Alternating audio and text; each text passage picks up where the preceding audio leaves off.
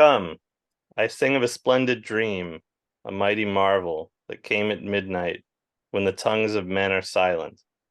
A strange tree, most wondrous strange, stretched forth branches in the blast of light. Each beam showed brilliant, bright as noon, gold glanced from every gap. Gems crusted that corner of earth. 5 jewels blazed from the crossbeam, while angels empyrean flung their fiery gaze upon the gallows. No sinner's scaffold was this.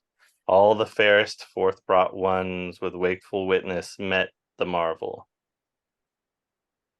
Welcome to the first ever literary hour on the Doomer Optimism podcast. That was a short selection from the beginning of a new translation, relatively new translation of The Dream of the Rood, which was translated from the Old English by Tessa Carman and Jane Charles, both of whom are joining us today. And my co-host today is longtime friend of the podcast, but first time host, Going Godward.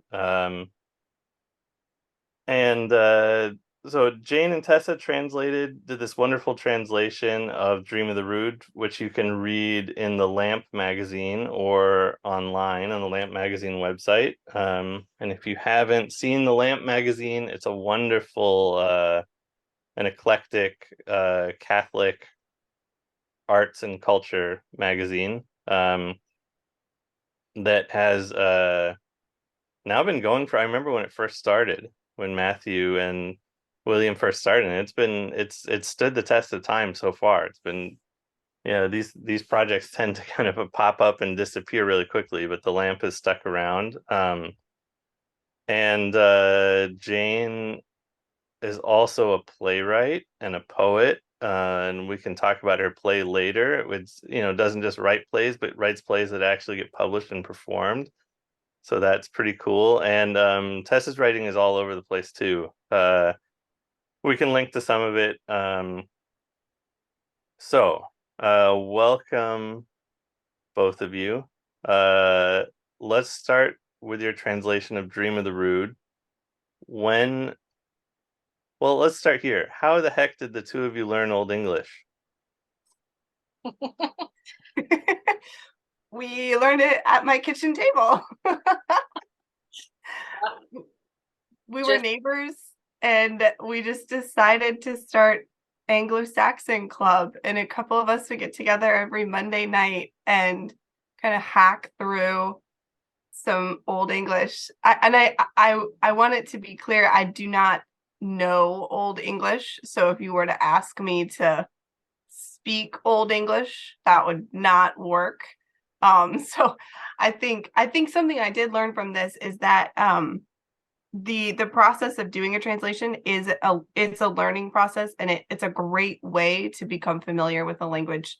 So maybe if you've wanted to learn a language and you've thought, well, I could never translate out of that because I don't know it, learning a language and translating out of it can really go together. That was my experience, at least. So I learned so much about Old English from translating in it, and we actually want to tackle another poem together, and I'm hoping that I'll just learn so much more of it.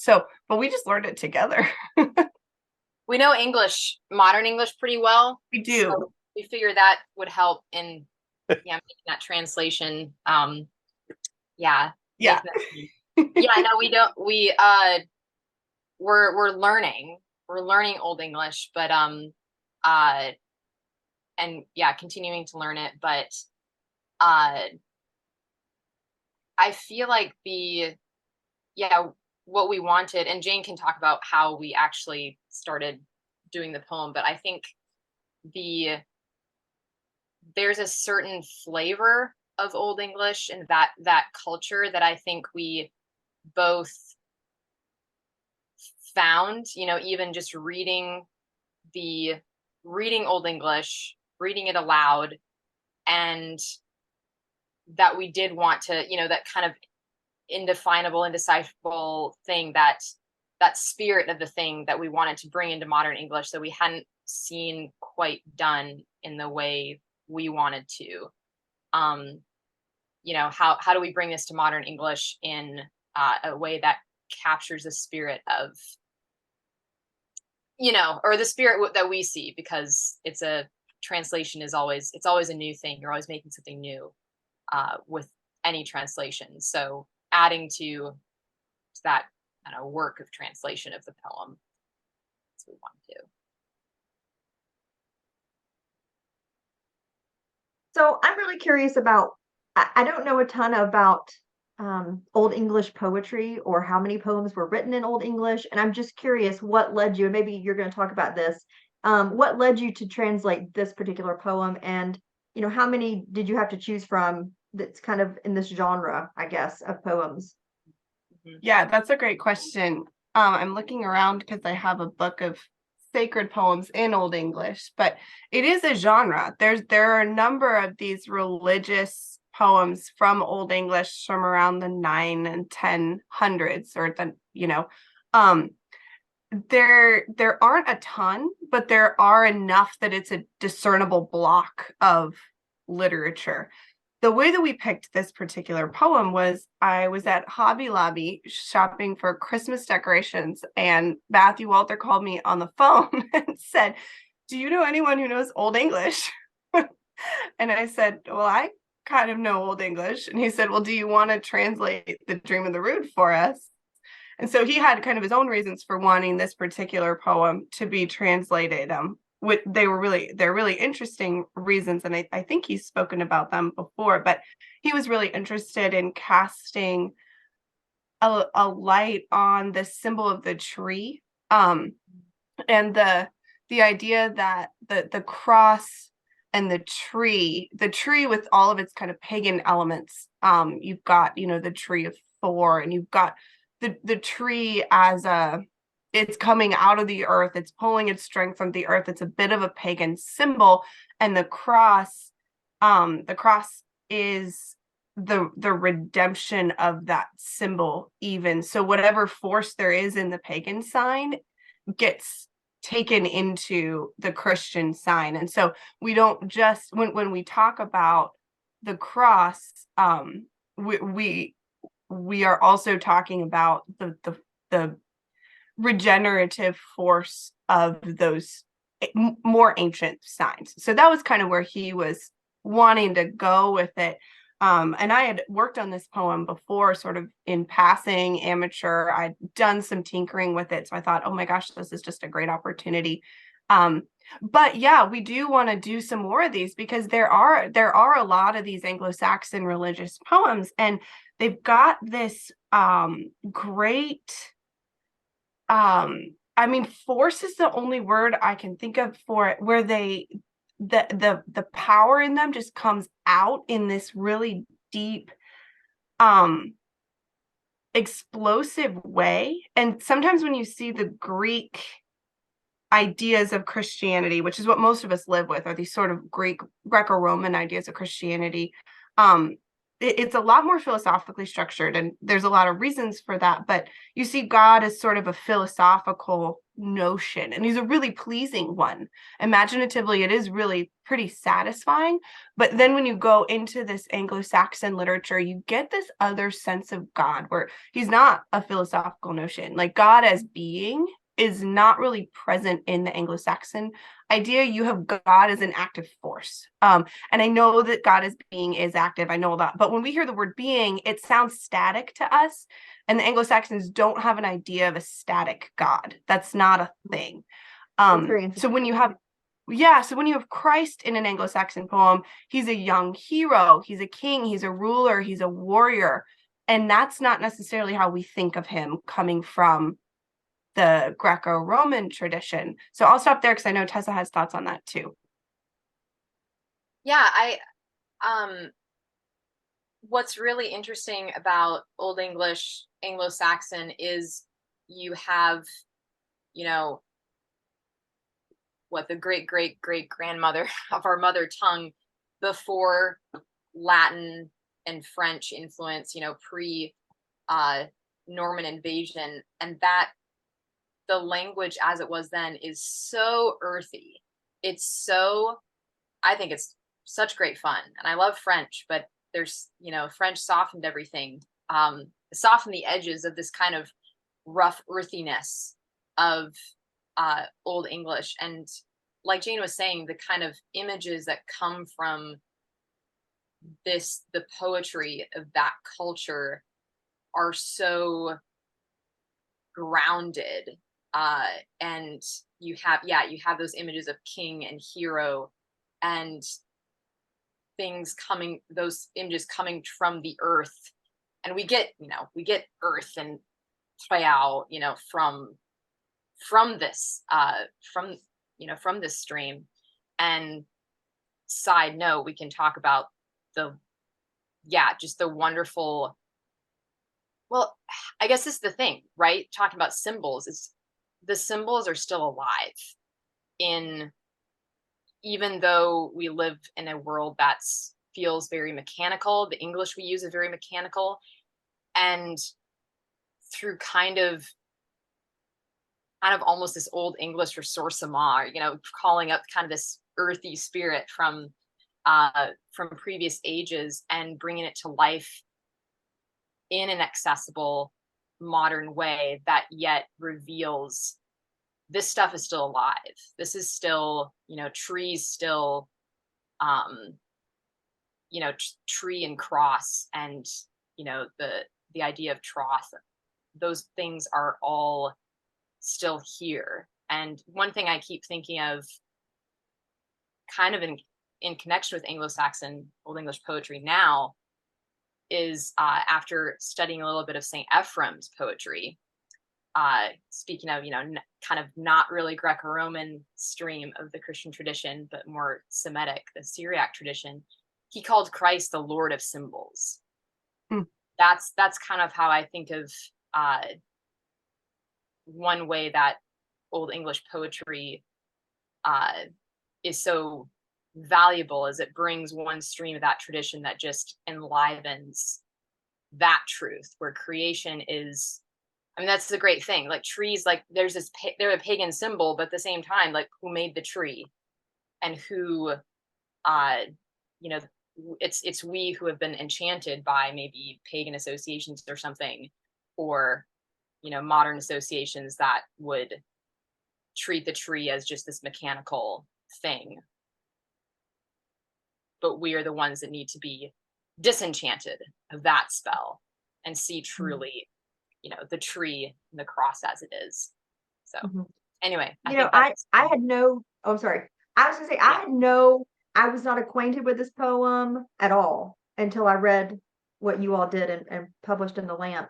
And my first thought was, what a story of redemption, with the tree, and how, God is using nature. He's using something that has been fallen, corrupted, paganized, and redeeming it. I just thought that was so beautiful, and it came out so clearly in your translation. That was something that stuck out to me, something that Jane just said and what you reiterated. I'm really glad to hear that. That's lovely. Yeah, that's what we're going for. Very redemptive. That was that if I had one word I had to use explicitly, that would be it. Yeah. There's a line from St. Ephrem, one of his hymns, that has really stuck with me. I hadn't thought of St. Ephrem in a while. It's like St. Ephrem, we in the Eastern Church, we read his prayer during Lent. But blessed is the one who has not tasted the bitterness of the wisdom of the Greeks. Blessed is the one who has not relinquished the simplicity of the apostles.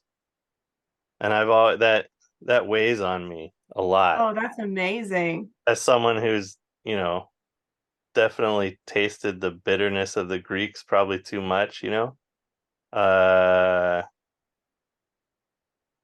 it weighs on me a lot. But the ways that you were describing the Old English church tradition remind me a lot of at least some of what I get in the Orthodox Church. And of course, I guess the Old English Church is pre-schism, so it is like it's a common heritage for both the East and the West. So this poem is likely pre-schism as well. We don't know when it was written exactly, but it's almost certainly pre-schism. And it the tradition of venerating the cross is a really interesting one. It developed over time. People didn't venerate the cross right away, but it is kind of that. It's a specifically English contribution or Anglo-Saxon contribution to the faith, but it kind of overleaps the Romance regions, and it's Byzantium and England are. I had no idea. That's fascinating. It's really, really interesting. I didn't know about that either until I started researching for this translation, but you don't really see it coming from Rome or France or Spain. They of course adopted it, but it really has its roots in this English church, and then there's a little bit of it in Byzantium and in the Holy Land as well. It's a really interesting tradition. Yeah, one question. Oh, go ahead. Go for it. Yeah, please. Sorry, Donald. No, go ahead. Go. Okay, I'll go. I was just thinking when this was written, I don't know what literacy was like. I don't know how many people were able to read. I don't know where this would have been read, who would have had a copy of it, that kind of thing. But I was curious, and now that I know it was, probably pre-schism, how do you think this poem was utilized in spreading the gospel, in growing the early church? Was it used? A really good question. The history of the poem is pretty spotty. So like I said, we don't know who wrote it. It was gone for a long time. There were only a handful of copies of it. So it kind of vanished. And people could see traces of it in other literature, but we didn't have a complete copy of it and I honestly don't remember when we found it again, but it's like Beowulf. Beowulf was gone for a long time, and we didn't find Beowulf again until, Tessa, like the 1800s. Is that right? Yeah, maybe even more recent. I mean, Tolkien made it more known, but yeah. So this whole literature was gone, and was partly because of the destruction of the English monasteries. A lot of stuff was gone, but there were also, there were things before that. There were just so many wars, and this stuff got lost. So it's kind of speculative what role this would have played in English Christianity, English Catholicism, as it was at that point. But it certainly would have been orally passed on, because that's the way that the tradition worked. Obviously, it was written down at some point because we have manuscripts of it and stuff, but it would have been an oral thing, and it probably would have been kind of in that tradition of Beowulf. It might have been sung, so that it likely would not have been used, from my understanding. Some listeners might have more insight into this, but it likely would not have been used in a strictly devotional sense, because it's kind of it kind of functions as like a heroic tale.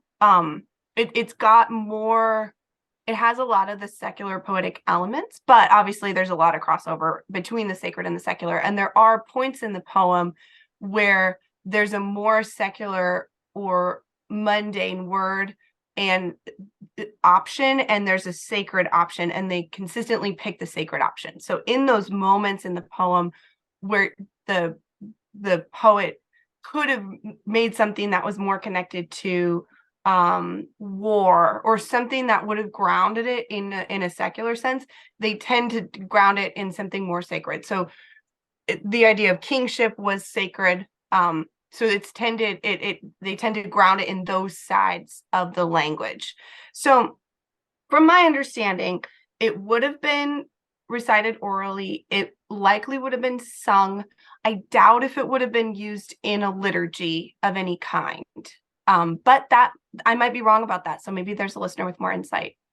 Yeah, the listeners of Doomer Optimism are very knowledgeable about Old English and the early and the history of English Christianity. So much overlap in Old English and agrarian culture. There's so much. I'm sort of joking, but honestly, we attract a very interesting cross section of people, so I wouldn't be totally surprised if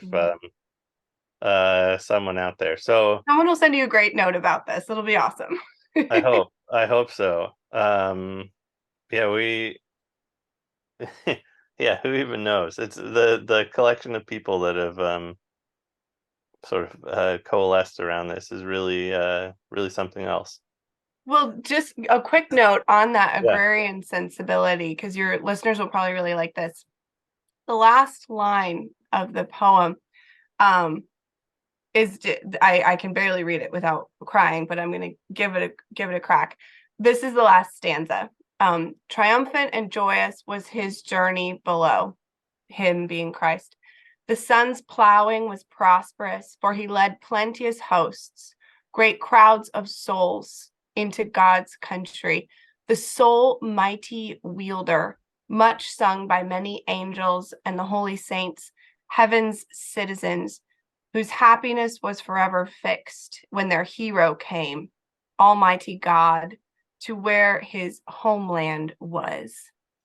So that last line, the word homeland, is a really particular word in the Anglo-Saxon, and there's a lot of different ways it's been translated, but we settled on homeland, and it's got this sense of it's not just a place that you live, but it's a place that you've been sort of like pushed upward from. Is the sense within it that it's your mother in an interesting way when you go to the original, because there's a lot of different words that the poet could have used to communicate, the kingdom or the homestead or the property. There's various words for that. It's a very rich language in terms of agricultural and agrarian words, because that's how the society functioned. So this word homeland, there's this deep sense of Christ in returning to his homeland, to where his homeland was.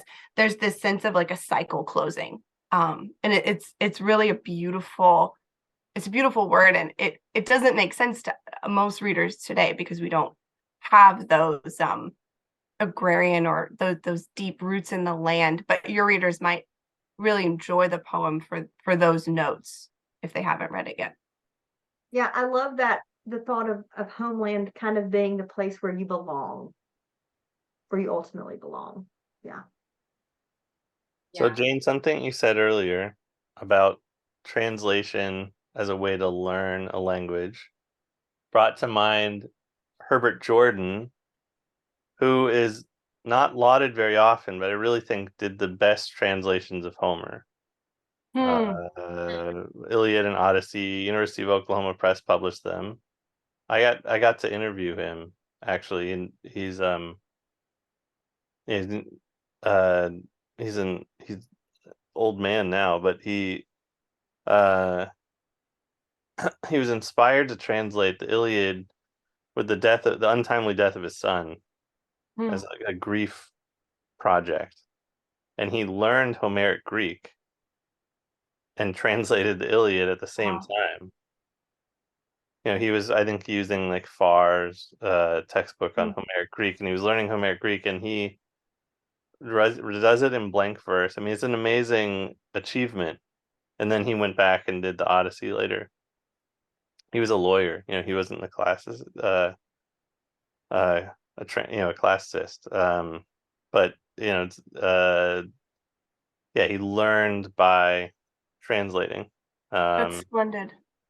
So, and I think a lot of major translations are like that.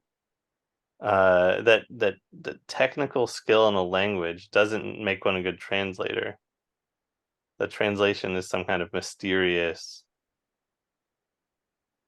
other thing. So I'm thinking about the two of you gathering at your kitchen table to learn Old English together, which is an amazing image of neighbors. And also to how awesome it is that the two of you are professional translators from the Old English. How many people can say that in the world? You two, and maybe no one else. I don't know.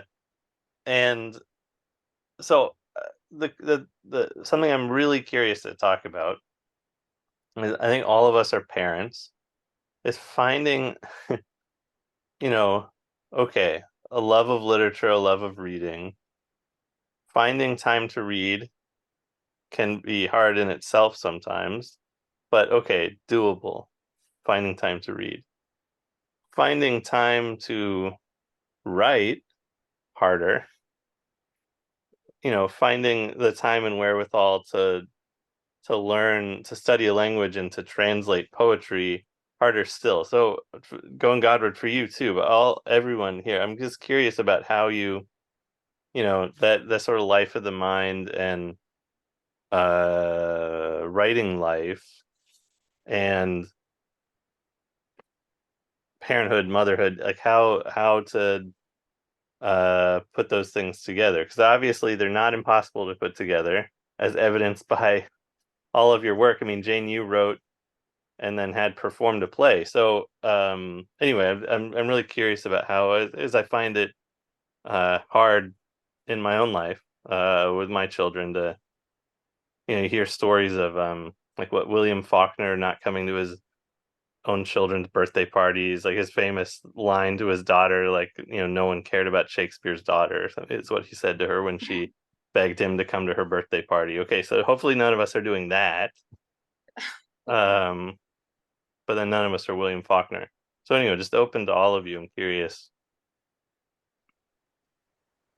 Well, I will say that I might cheat a little bit because my husband also translates and studies languages, and that helps. He knows far more than I do, far more languages, because he's willing to give up reading in English so he can, study all the other languages. But I think that's one thing is you give up some things in order to do the things you want to do. And I think my husband and I have given up.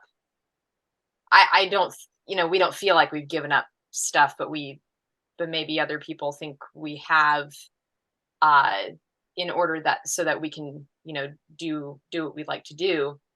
But I think one thing with the reading life, the writing life, and poetry especially, perhaps the biggest thing that one of the biggest things I think about with regard to that, and I think about, women and work. I've been thinking about this for years, just like, how to be a mother, how to be a writer, and all this stuff. But we have a great opportunity to rediscover books and poetry in community. And there's great value in finding, I think everyone should have the time, or help each other to find the time to have alone time to pray and write and do whatever, to paint, to compose, whatever your thing is. That's just life-giving. That's going to help you be a better parent, etc. But also, one way my husband and I read plays is we have over people and we read them, and our kids just have to sit and listen. Or we have a poetry night, and now my kids are old enough that they had some poems they wanted to recite at my ladies' poetry night. My son stayed up with us and was very excited to share his poem. So we let him stay up. But that's also how, this is how I learn music right now. This is how I practice songs I want to practice, is when we get together with groups of friends and we sing them together, or we have dinner with some friends and then someone brings out their guitar, and thankfully they have a guitar and they know how to sing, the Irish songs we like. And so we can join in. So many things we can do together that we forget that we used to do together. Dancing, my husband and I could go out on a date and just us dance, or we could have a dance and everyone can be there, including our kids. So that's one thought I'll offer at the outset. just as a side note, a quick aside, and then someone else should jump in. The disappearance of partnered dancing from American culture, Yeah. something I think about all the time, and it's not commented on very often. There was a shift from partnered dancing to everyone dancing alone together on a dance floor, and very, I think, indicative of a general like atomization, pulling away of, you know, like that's such an intimate thing to hold someone and dance. Anyway, think about it That's all the time. if Yvonne Illich had helped with the Barbie movie, it would have ended with Barbie and Ken dancing together. And Whit Stillman, I think, is our like last great. Like he always has partner dancing in He his does. films. But everyone, I mean, dance. I think film is actually one of the last places like the dance scene is always part of a courtship sequence. Mm-hmm. Mm-hmm. But how often is that the case? You know, I mean, Yeah. when was the last time I did partner dancing? I don't know. I guess at a wedding is maybe but anyway. Mm-hmm. Yeah. There's so many joyful things we can recover. And I think I want people to know that it's okay. It's not LARPing. It's not. It's not LARPing. that you said that you kind of free people of feeling like they're LARPing when they're really just pursuing the good life, and they're just enriching their life with beautiful things that create intimacy with the people that they love. And I mean, it really is just the good life. Mm-hmm. I think people have been sold a bill of goods about what the good life actually is. Mm-hmm. But The children gather in the park at my house to fight with foam swords. That is LARPing. Mm-hmm. That term should be restricted just for people who like put on funny costumes and fight with foam swords.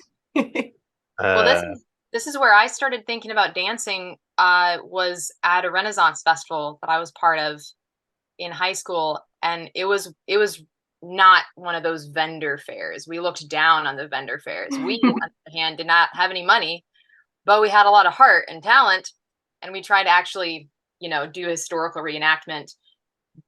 But that was what struck me, was that all these people from, maybe some of us liked playing video games and watching Monty Python at home, but here we can actually do human things together and it's not weird.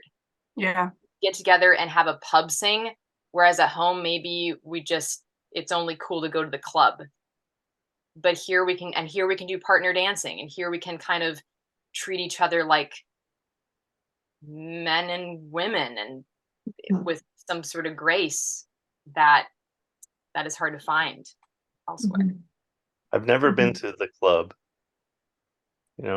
Maybe I also have not been to the proverbial club. I've been to the proverbial club like 2 times. How was it? And it was loud and very overstimulating, and that's why I went a couple of times, because it was like Tessa, have you been too loud, too much stimulation, too much stimuli. Just no. I don't think I've been to a real one. I've been to a place that has drinks and has a dance party afterward, and I awkwardly, stay at the table because I don't know what to do if there's not partner dancing. Maybe we're missing out. Maybe this is where You're not. convivial life is happening. No, it's not happening. There's no life. It's just death. There's only death. Oh, okay. Yeah. Okay, but I'm really curious to hear Jane and Going Godward, to hear about you, about reading life and writing life, thinking and motherhood, how it all comes together. I would just say two things. First of all, I do get a lot of help. My husband is awesome, and if I ever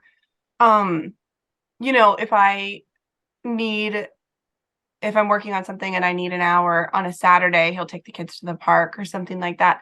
So it's definitely not, whenever there's a creative partner in a marriage, it's not alone. The other person they're really chipping in. So whenever, like, if I make something, it's also he did something to help make that possible. And then I'm also really blessed with my in-laws are great, and we're in town with them, so they take the kids for long periods of time, for like a whole day or sometimes a day and a night, and that's just really, really helpful. So with this play, when I was writing it, I'd written most of it just in the evenings or after the kids went to bed, and then it got to the last like scene basically, and I thought, oh my gosh, I've got to stick the landing on this thing, and I can't do it in half-hour blocks. So I just took a retreat, like a 3-day retreat, rented a cheap Airbnb. Tessa actually came, and another friend of ours named Betsy Brown. You should look her up. She's a really good writer too. But the three of us just went to this Airbnb, and we worked for about 2 days, and I was able to finish the play at that point. So I think that there's a balance of, you do just do it when you have the time, but then it also is, at least for me, it's really essential to be able to, like, once a year or once every other year say, hey, I need 3 days to finish this, or 2 days, and I can really get it done. The other thing I would say for me is, it's like, I think I'm one of those people, like, I'm definitely and I've noticed this more as I get older, I'm a lot more of kind of the like desperate artist. Like, I won't eat, I won't sleep. I'll just like drink coffee and wine, and it can get kind of bad. So like, I have to build in time to do these things, because it's how I stay healthy. So if I'm writing every day, I'm a pretty functional person. But if I go a week or two and I haven't written anything, or I'm not doing some reading, it really starts to it starts to like take a toll on, like, I start forgetting things. I don't get my kids to school on time, just things like that. Like, it kind of, everything starts to fall apart. So it's a little bit of a survival thing for me. If I'm not making time for it, it's definitely going to show. And I don't know if that's the case for everyone, but that's definitely been the case for me. I've learned, like, it's worth everyone's time to just give me half an hour to read or write every day, because it's really going to start to show otherwise. Mm-hmm. Mm-hmm. Well, I'm in a totally different season of life now. My kids are 20 and away at college, and 17, he's a senior. So I don't have littles. When my kids were little, I read all the time. And I was actually talking to someone this morning, and I can recall there were times that I was in the middle of something engrossed and things got burned, like cooking, dinner. So I'm like, oh, the noodles now have stuck to the bottom of the pan and the water has completely cooked out, and we're not going to have noodles now for dinner. So I can remember being like that, and I can remember staying up at night and just reading, because you're busy during the day with kids. You're not really available to sit and just give all of your attention to a book or something like that. And I have about, I don't know, 30 different things that I've started writing that I've not finished, because I've moved from mom into a professional role as a therapist, and I've been doing that for quite a while. And it's hard to go between academic and clinical writing and creative writing. So it would take kind of like a detox from the world of writing treatment plans and doing clinical work to writing something creatively. So I think that's why a lot of my stuff right now doesn't get finished, because it's just really hard to switch gears. And so what happens is, when I'm writing clinical stuff, it gets flowery. It gets, so rather than writing like academic stuff, it's like, talking about a person's soul in like some secular clinical setting, and they're like, wait, you can't put that in here because we got to build Medicaid, and they don't know what soul is, so you can't do that. So it's not good for me. There are many things that I want to write, that I want to complete. People have asked me to write things, and I've started them, and I'm like, I don't know when I'm going to get this to you, but I'm chipping away at it. So I'm not a good person to talk to about, carving out time or completing things in terms of writing. Because I start a lot of things and don't finish them, just because I'm not living in that writing world right now. But you're a reader. I am a reader, yes. Currently finishing up Desert Solitaire. I'd never read Edward Abbey, and everybody's like, oh, you gotta read this. So finishing up that, which is remarkable, and definitely in the Doomer Optimist vein, I think. If you're in that crew, but I don't really have any good words other than, I think part of, being a woman, being a mom, if you are, kind of prone to that intellectual way of life or creative way of life, that it kind of, you do it impulsively. You can't stop yourself from pursuing these things or thinking about things or writing or reading. And I think the richer your life gets and the more you develop even your inner self, like you said, Jane, like the better mom you are, the more that you can, teach your children and model for them. So I think that all goes together. I don't think that any mom who's pursuing creative endeavors or reading or writing I think she's only bettering her family if she develops those things that she's naturally drawn to. I love that. And I just want to say also there's always that sort of thing in your mind of, oh my gosh, what would I be making if I didn't have kids? What would I be doing? But I've also been thinking a lot about what am I making now that I wouldn't be making if I didn't have kids? And I think that's really worth reminding yourself. At least for me, the year after I had my first child, I made more and better work than I was making before. So it's really easy to think, oh, if we didn't have kids, we would be T.S. Eliot. But I think at least my experience has been the more children I have, the better my work becomes, because it just becomes more connected to different kinds of people. And there's new people in my work, and that's really helpful. So I would just encourage anyone who either is expecting or has little kids and is thinking like, oh my gosh, I'm never going to create again. Don't think of it that way. Think of it instead, what you create is actually going to be better because you are getting deeper and more rounded and wiser as a person, and that's going to start showing up in your art. And I think you're going to have your mind blown by what you can do as a result of being a parent. And it's not about, you're not losing out. These two things are going to build on each other. That's right. I totally agree with that. Something I've become. Go ahead, Tessa. Oh, I'm grateful I don't have to be a banker like T.S. Eliot too, because that would be. I'm so glad to be be a mother and teacher instead. But I think it goes for fathers too. Like I pay attention to mothers and writers a lot, but also most men who write they don't write for a living. They have to fit it in somewhere, and it might be before an awful day at the office or a soul-sucking day at the office. And so there's a similar challenge to that, but also it can be done and it does make you. I mean, I remember one of our friends, he does languages work and teaching, and after he got married, he's already just like world class. And then my husband's like, he's better. Like he is more focused. He has a family now. Like there was something that changed, and he grew in his work as well, because he was growing as a person also. Something I've become really attuned to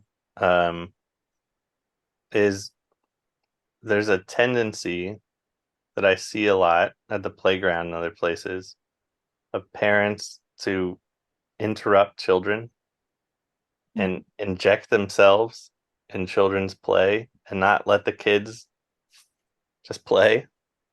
So my youngest is 3 now, which is a lot different than like going to the park with a 1-year-old or a 2-year-old versus a 3. It's like a big difference. So I can just bring a book now and I just sit and read and let the kids do their thing. But looking around, it's very rare. And like parents do this exhausting thing where they're like following the kid around and really being part of every game and not letting the kids play with each other. Because when the kid's always happy. Like kids love it when mom or dad plays.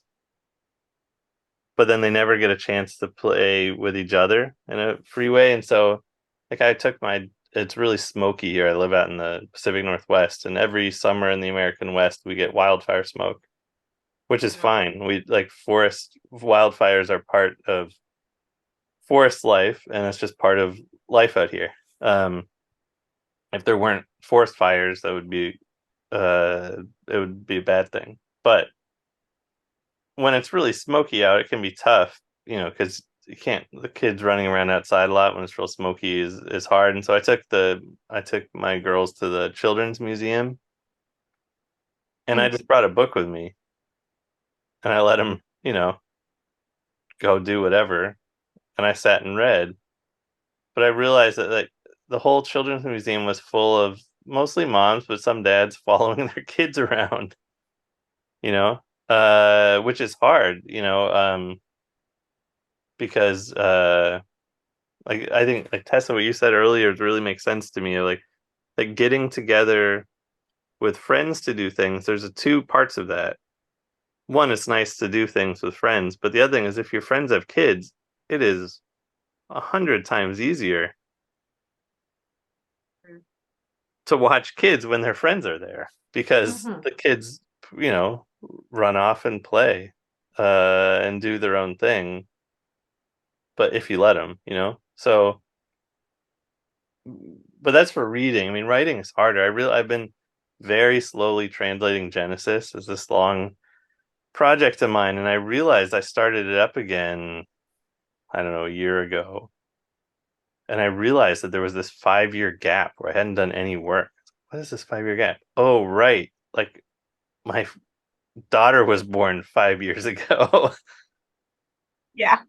And then it was only once they got a little bit older when I sort of had the, I don't know, energy or wherewithal. I was still writing poems, but to like sit down and do a translation was just, it wasn't a conscious choice to pause it for those years, but I just realized that it was almost a perfect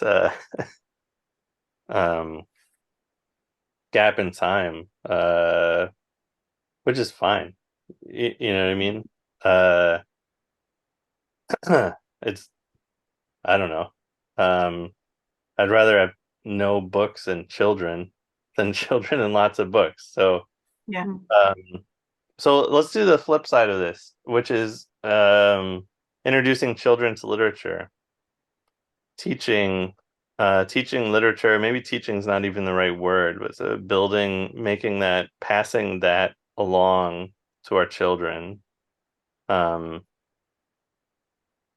making literature something that's alive and not a subject in school, but something that's part of life. I mean, have you all found that that's happening in your household? Is there anything you find that's more successful or less successful? I like to think just the fact that my daughters see me reading, and like that in itself is like, it's like I'm not trying to live vicariously through their education, but just sharing something that I genuinely love myself. But I'm curious about all of you, and it's, Going Godward, it sounds like your kids you're further along than the rest of us are. So you're gonna have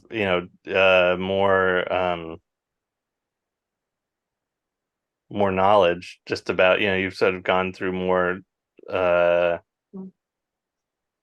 You've been a mom longer. Yeah, I mean, and I'm sure that Tessa and Jane would agree too. Like, you want literature that, especially as they start to get older, a lot of character formation. I mean, that was a big thing that was important to me, was to integrate things that, especially having two boys, like helped them to develop, good character. And as they got older, they started to, like they like their own things. And I'm not so much the person who's saying, read this, read this. I mean, they've read Beowulf, they've read a lot of the classics. But my oldest gravitates toward things like David Goggins. Is that what his name is? You Can't Hurt Me. Is that who his? Oh yeah, the David Goggins, the great doctor of like growth that science. kind of stuff. Like Toughen You Up, and that kind of stuff. I mean, he read Jordan Peterson, that type of thing. And my youngest is more into like biographies, memoirs, that type of thing. So, as they get older, if you've, I think, fostered an interest in learning and that kind of thing, I think as they get older, they start to find their own paths, their own interests. And as long as they're reading things that are interesting and enriching, then, they're adults pretty much. So can't really control what they're reading now. Mm-hmm. I think the thing that we've noticed that my children, mine are 5 and 3, so we're still really small, but they like to read books, and we do read a lot of books. Like my son especially he's 5, he's really starting to get into reading longer stories. So we read The Lion, the Witch, and the Wardrobe. We've read like a little Arthurian book from Usborne. We've a kid's version of Macbeth, which he totally loves. He like went through the book looking at the pictures, and he skipped over The Tempest and Midsummer and everything, and he's like, I want to read this one because it was blood all over. He was very into it. So he's starting to get into those sorts of plots and that kind of a thing. But I've noticed that the thing that both of them respond to the most is oral tradition stuff. They want me to tell them stories. They want me to recite them poems without a page in between us. So if I ask them what they want, they will ask for me to tell them a story. So that's something I've really had to work on, is in my free time learning these stories, making sure I know them well enough to tell them, and then telling them over time. Like my daughter's favorite Bible story is the fiery furnace. So we've sort of developed this it sounds like a Grimm's fairy tale when I tell it, because we've created those like repetitions within it.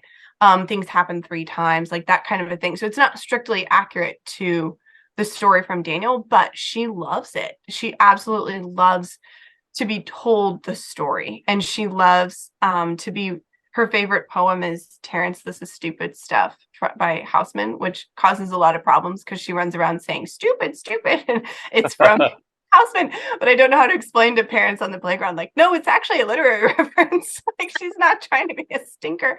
So we've had to have lots of conversations about when you use the word stupid and when you don't.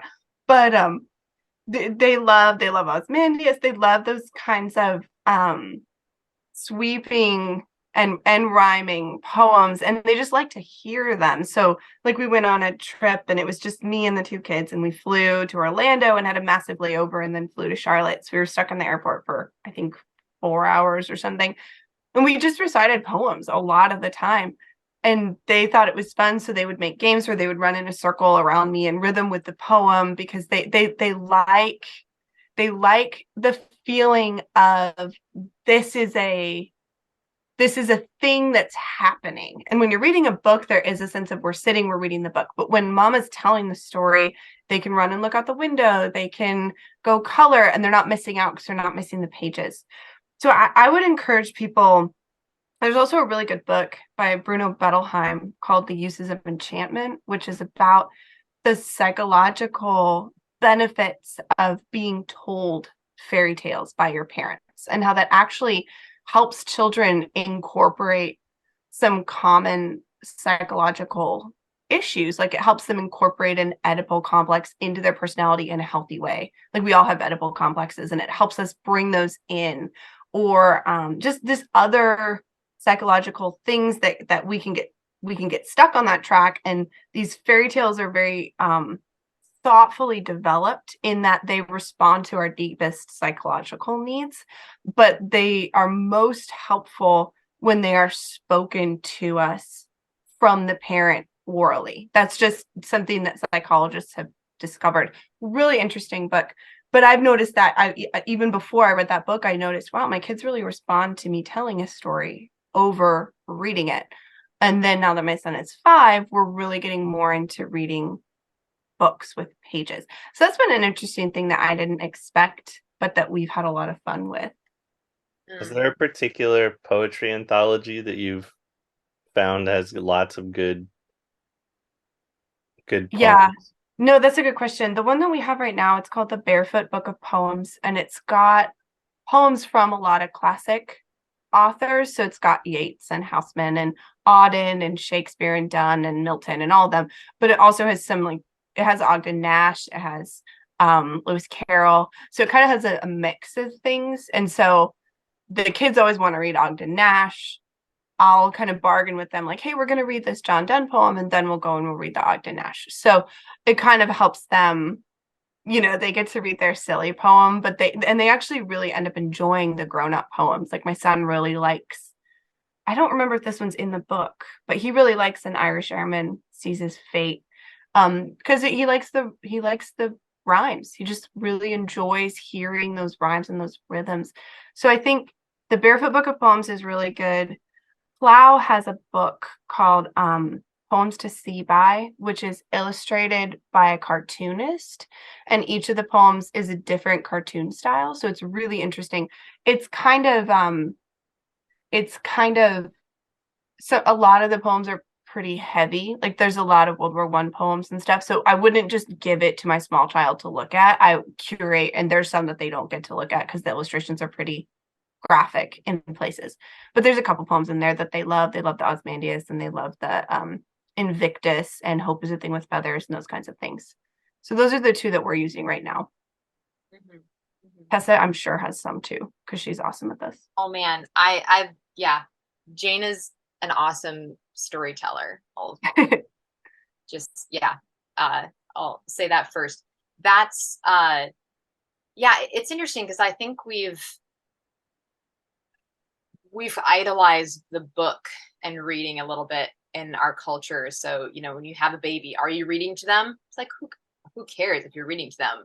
Be telling them stories, be talking to them, let them explore the, you know, the grass and trees and such. That is foundational to absolutely everything, let alone the books that they can enjoy later. There's no rush, you know, sing them folk songs.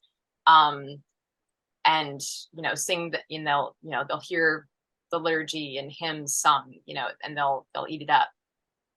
So I think that is one huge thing that it's kind of, you know, the oral tradition is where the literary tradition comes from. Just that's what happens in history, but also that's how it happens with us. Is if we fall in love with language, it's because we heard it. If we fall in love with the story, it's because we heard it. Even if we're reading silently, if we're reading it well, we're hearing it with the inner ear.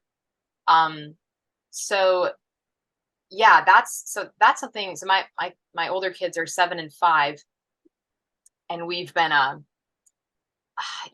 guess you call it homeschooling, but I really try not to. I don't like the term school very much because it feels artificial, right? Just like, we're going to read poetry. Because we're reading poetry, because that's what humans do. We're not schooling. You know, I don't know. There's so much that we have lessons, but also sometimes we just do something. We're learning as we go, but we're doing the human thing, and learning how to do it at the same time.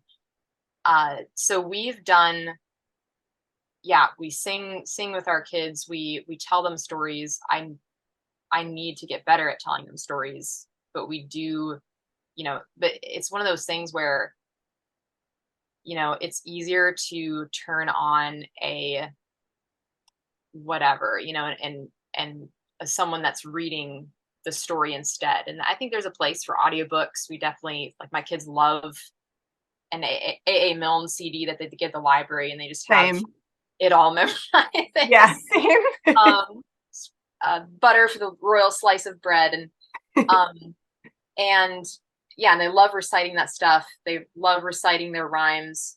But that's one of the best things for, you know, oh no, we live in a car culture and it's kind of awful in a lot of ways, but then or when you're at the airport, we should be reciting poems and playing with rhymes. And the other day my kids and I are trying to kind of do our own nursery rhymes, kind of, you know, our own version of Little Jack Horner or limericks or something, and seeing if we could do rhymed lines. And yeah, or, I remember one car ride, I told Hansel and Gretel to them, and I remember it being striking because it was so often it's harder to do the good and life-giving thing. Oh my gosh, yes. Yeah, so it's easier to say, like, guys, just be quiet, let adults talk. And actually, maybe I'll tell you this story. And then, duh, I love stories. I love fairy tales. I love theater. It'd be so stupid of me to turn down this opportunity to tell my kids a story.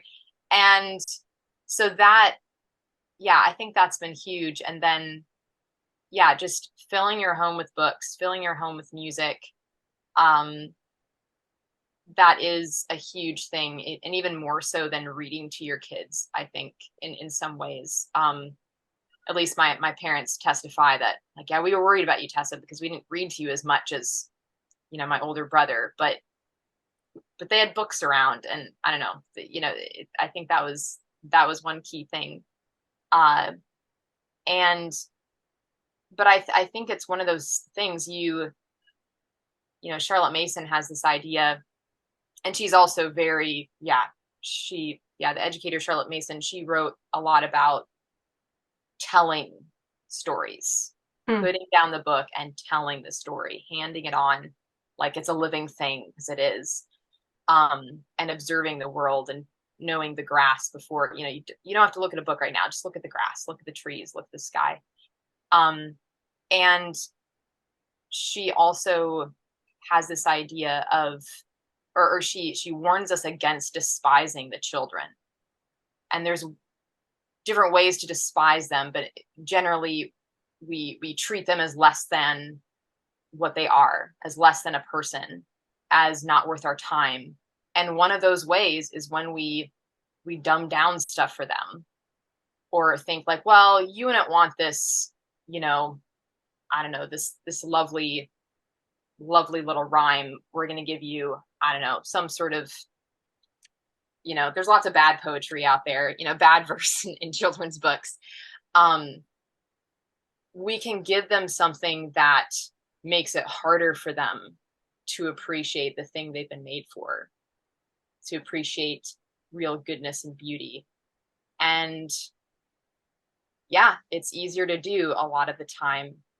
But when we think of it as, what are we really doing? Are we being kinder to them by the fake cheese, instead of the really good cheese? That's we love cheese, so like giving them the really good stuff, so that they know that goodness and beauty is so abundant, and so when they taste the gruel of soul-sucking things, it's gonna be less a temptation anyway, I think. But filling them with riches, it's exciting. There's so much good stuff out there. We don't have to spend our time with what Mason calls twaddle. So well, I want to piggyback on that, because that was really, really great, Tessa. And I think it carries back over to this idea of how to use a parent, create that space for creating. You can do both of these things at the same time. So if you're really learning to tell a fairy tale really well, you're working out basic principles of plot. Like if you're a novelist or a short story writer, you're figuring out, oh, okay, what is the motivation here? And it's funny, if you really want to tell Goldilocks really well, you have to get into the head of Goldilocks and of all the bears, because it's a story that's almost entirely ambiguous. It's a fascinating little example of ambiguity in classic literature, where Goldilocks is the heroine. We're spending most of the time with her, but she's also the one who's trespassing. And we're on the side of the bear, and the baby bear stirs up the deepest of our emotional responses, but we also don't want anything bad to happen to Goldilocks. It's a really mature story. And when you start thinking about, how am I going to tell it? Which voice am I going to use? You don't want the Papa Bear to be scary, but he also is an authority figure. and it actually helps you do some kind of grown-up narrative things. Or with poetry, like we sometimes do this thing where the kids will ask me to like make up a poem for them on the spot, and they want it to be metered and rhymed, and they give me a couple of the characters that they want to have in it. So then I have to sit there and be like, okay, so this is a poem about a mouse, and in the poem he's going to meet an eagle and a beaver and a muskrat, and it has to be metered and rhymed. And then I just have to do it, and that's the game. And it keeps me on my toes because I'm practicing meter and rhyme, and it's really fun for them. It's more fun for them than if I read them something. So I think it sounds really hard to do these things, but it also, if you are a parent who wants to be creating, you can do double duty here. And then when you go to sit down and create, it's like, well, you didn't spend your time with your kids reading twaddle. You spent your time with your kids kind of getting your juices flowing. And then when you sit down to make, you're already kind of in that space. So it can be really helpful, and it can help you sort of just bridge the gap there a little. Hopefully that makes it sound more fun. And you can sit back later and let them encounter the poetry, not follow them around the playground, but yeah, like step aside and let them enjoy the book or the painting, or we don't, when they have those practices and loves already in their lives, they can have their own relationships with different kinds of books, different kinds of poetry, places and trees, and and we don't have to orchestrate that. We can let them have that encounter. A few things come to mind. Right, when I was growing up, my dad would tell us stories, and had like recurring characters. The stories are just kind of like ongoing epics, and it's been really fun now that he has brought those characters back, to read, to tell to my daughters. Jane's heading out early. Do you have any last words you want to share with us? No, this was just really, really fun, and I super appreciate it. Okay, thank you for everything, and we'll link to your play. Oh yeah, Anything else. do. So everyone go and read Jane's play or see it performed. I don't know if there'll be chances for that. Or if you want, it works really well. We just did this in Colorado with a group. We just did a dramatic reading, so you didn't have to memorize it, and people just got costumes out of their closets, and I wasn't involved at all. I just went to watch it, and it was so fun. So if people want to do something like that, I was shocked at how well it went. So yeah, kind of a fun thing. Great. Thank you. This was really fun. God bless you all. Good to see you, Jane. Bye, Jane. Thank Bye. you. Of course. Thank you. Reading plays aloud is great. I was in a reading group in Kentucky where every week we'd show up and the guy who led the group would pass out a play that none of us had heard of or read before, and we'd read through it, and then we'd say, see you next week. We'd talk about it a little bit, and it was amazing. But in any case, to finish my thought, my dad has brought back these characters now to tell the stories to my daughters, and they're invested in it. They're already planning, like there's two characters who are going to get married, and so the next time my parents come to visit, my daughters are going to like decorate for the wedding, just from characters in the story. And I like telling stories, making up stories too, and they're usually absurd, because I don't like plan out the plot. It's just sort of like, oh, it's bedtime. Okay, well, I'll see what I can come up with. Like the one I told that went on for a long time was Princess Hippolina, who rode on a singing hippo, and they were off on an epic quest for blueberry pie, But then they encountered all kinds of problems and met friends and stuff on the way. But that's a good reminder of just telling stories. Or I'm horrible at memorizing poems, but that doesn't just have to be reading. It's a good That's a good reminder. There's also family stories, just because I don't think I'm great at making up stories myself on the spot. So it's a wonderful thing to do. But I find myself telling the stories my dad would tell about just his life to my kids, and ideally he would be telling them the story, but also I'm telling them, making a story of something that happened to me, but especially their family, their ancestors, keeping those stories alive. Sometimes there's always great family lore.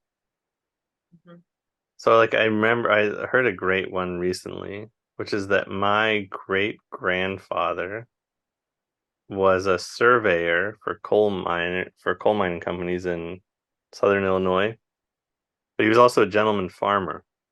So he had a little farm near Harrisburg, and so I knew all that, but the family lore I learned recently was that he was famous or infamous for riding his horse around the farm in the nude. He was a local character who would, he had his land, and he would go for nude horseback riding. Sounds terrible to me, just thinking about it for half a second. But anyway, he was famous for going about the farm. It was pretty funny. Anyway, I haven't told that particular story. I'm sure my girls would think it was really funny though. Okay, Going Godward. What you want. I've talked a lot, so why don't you do you have some questions, and we can chat for a little bit and then wrap things up. Question that I think I was thinking about it whenever Jane was still here and you were talking about this, how you came to write this article for the Lamp with the translation, and I guess you two for sure have more writing experience for me than I'm guessing Donald. I don't know how much you have published. Do you have published things, Donald? Some stuff. Not much, I write things sometimes. I put things on Substack sometimes. So I have a few dozen readers, Yeah, so I would say, Tessa, you and Jane probably have some more credibility and just more experience. And I'm just curious what advice you would have for people who are just starting to write, who want to explore the craft, who want to develop their writing style, their voice. How does one get started? What should they do? What should they read? How should they think? What advice do you have? Yeah, I think one thing that someone could do is pursue more deeply the writers that you really love, and see what they're doing. Maybe you enjoy them, and maybe that's not quite, if you want to write like them, but there's something about them that is enchanting you. So find out what that is, reread the things you love, as well as find out what those writers loved and see what shaped them. And there's kind of two things. One is reading deeply, and sometimes not even reading, if you read deeply a few really great things, right? It's like, what Shakespeare and the Bible and whatever, Milton or something. If you read those things really well and, had a lot of folk tales under your belt, you'll probably be fine as a writer. So it's not as much reading many things as reading them well, I think. Mm-hmm. But you want to, read things that you haven't, read things that strike you that maybe are different from what you expect. Stretch your reading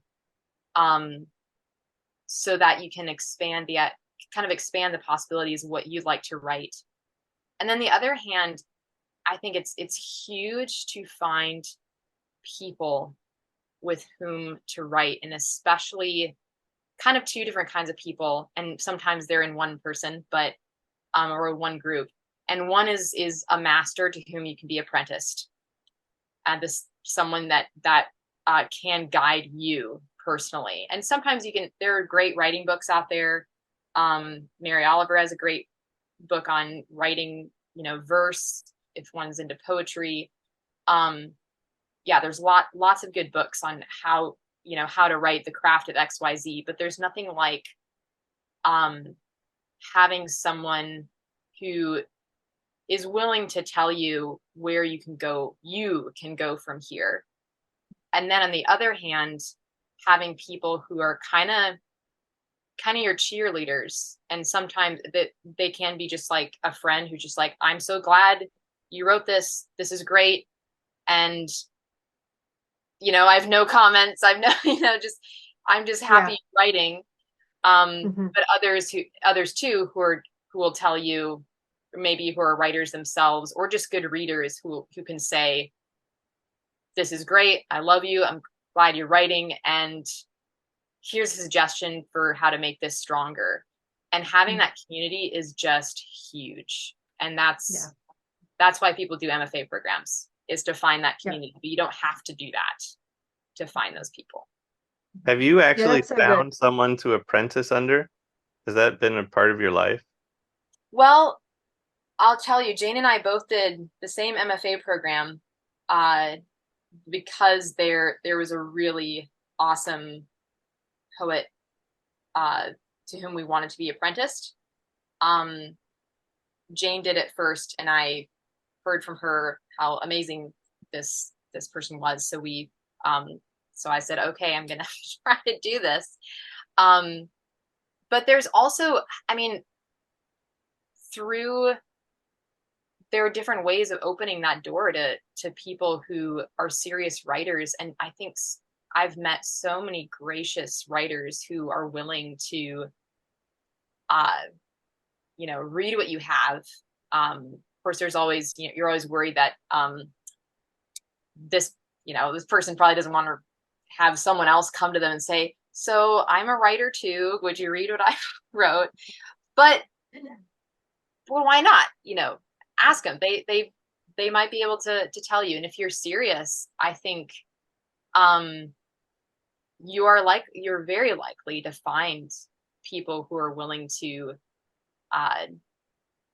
to mentor you, even just for part of the time, part of the road. Yeah, Pound and Auden took a lot of writers under their wings.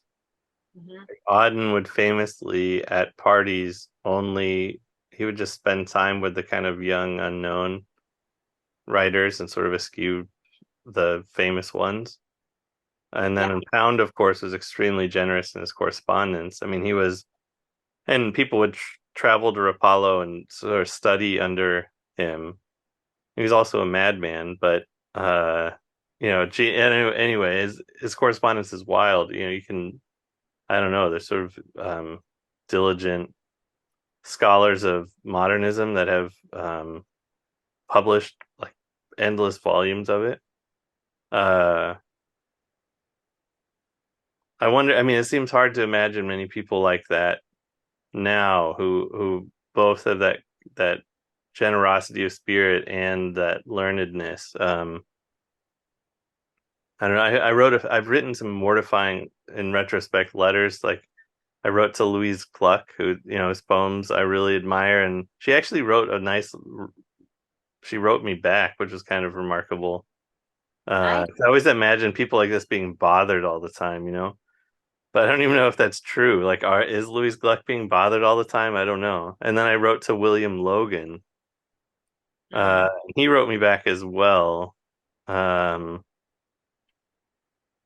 But then I don't know, like where to go from there. I felt like it was wrong to impose myself on people like that.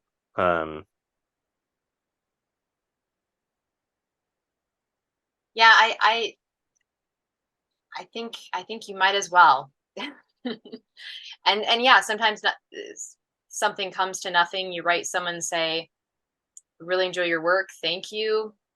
Maybe opening the door for more, but people love to know that they're being read, and that you've made a difference, or they've made a difference. That is huge. So at the very least, you can do that. And then, yeah, sometimes, yeah, and there are all sorts of stories, right, of people becoming good friends, becoming, mentoring other people through a letter. Just starting with a letter of admiration, or but yeah, and then you also hear stories of just like, oh, here comes another person who, wants to, I don't know, meet me, and I'm going to tell them the wrong address or something, some reclusive writer or something. But uh if you're polite on your end, and you're not responsible for how they respond if they're not polite, but usually people are. So, Going Godward, I'll give the last question to you. Oh man. Well, hold on. Let me pull up my list that I wrote out. I had a whole list. I don't know if I have any really good ones to end with. I may have to turn it back over to you. Let's see here. Okay, this is kind of a fun question, I think. Can we end on a fun question? Does it have to be serious? Does it have to be, can it be fun? Fun's allowed. Let's do fun. I'll permit it. Let's have fun. Okay. What's a book that you would be ashamed to admit you haven't read, or have read and were supposed to like it and didn't? Oh, I was supposed to like it. I don't know which one. That second question, that second part sounds particularly fun. Yeah, you can answer either or both. Yeah. That's funny because I just started Edmund Burke's Reflections on the Revolution in France, and I feel like I should have read that a while ago. But I've not finished War and Peace either. But a book that I read that I didn't like, that I feel like I was supposed to. I feel like most books I read, I like quite a bit. But there was, what was it? I think it was, there was a poet I read during my MFA program that I did not like. I feel like I guess it's hard to think of a book that I definitely read books that I detested. But they tended to be short, and they're kind of, well, maybe Stardust. Right. It doesn't have to be exclusively like a book. Yeah. Something else. Or if you're like, I don't know, I never even thought about it. Then I hate Wallace Stevens. Oh yeah. Who's supposedly the great, like the greatest poet of the 20th century or something, according to some people. But yeah, I can understand that. I can't make heads or tails of him. Yeah. I kind of like, the only poem of his I kind of like is the one about the jar on the hill in Tennessee. Yeah. That's an all right poem, but most of it I try to read him, and I can't. I like the idea of him working an office job and writing all his poems, but yeah. Was it C.S. Lewis that said that T.S. Eliot was like a terrible poet?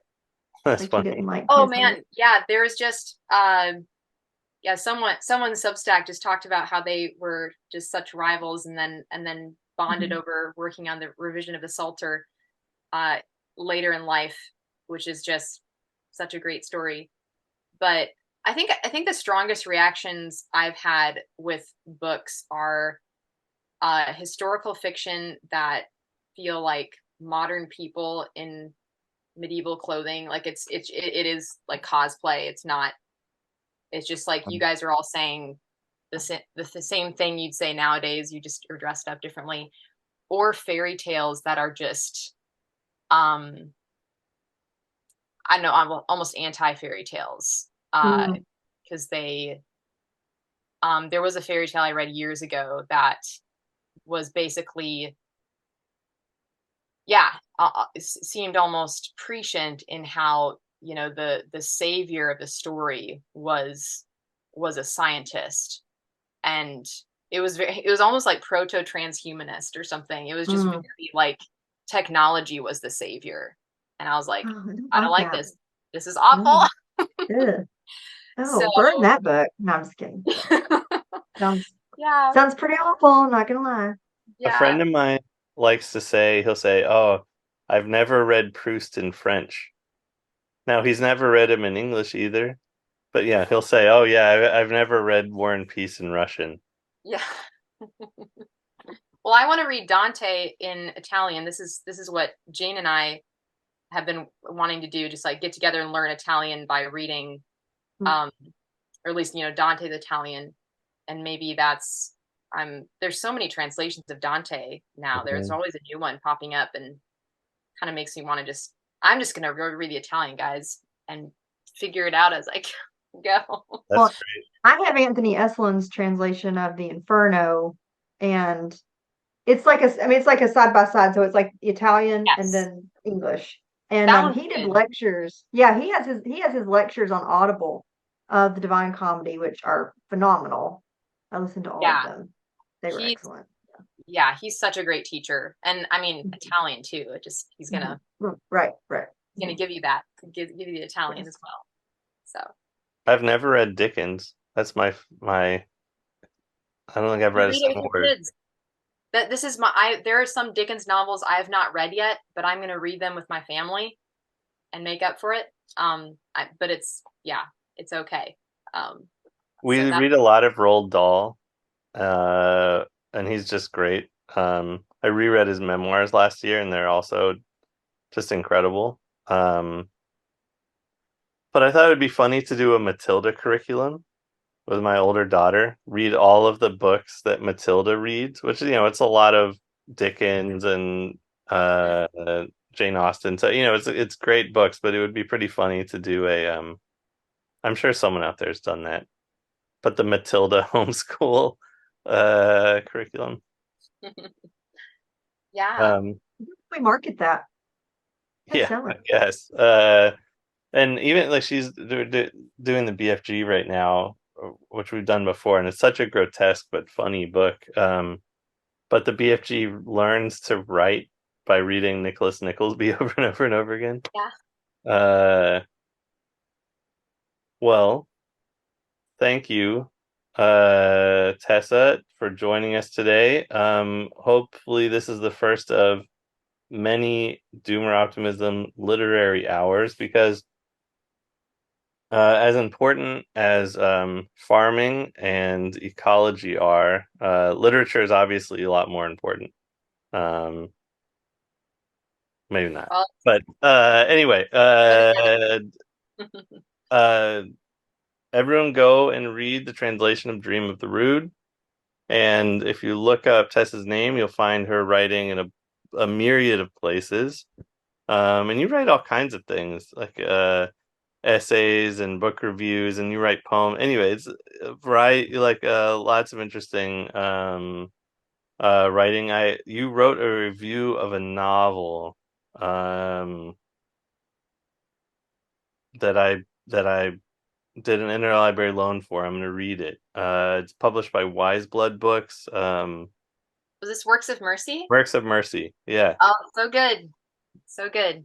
Sally Thomas. Yeah, Sally Thomas's Works of Mercy, which sounds really interesting. So go read that review, and then you can go read the novel. Wiseblood Books is one of these kind of interesting, like, print-on-demand publishers that have been popping up. There's so many little publishers doing interesting things. And we will see you again soon here on the Doomer Optimism podcast.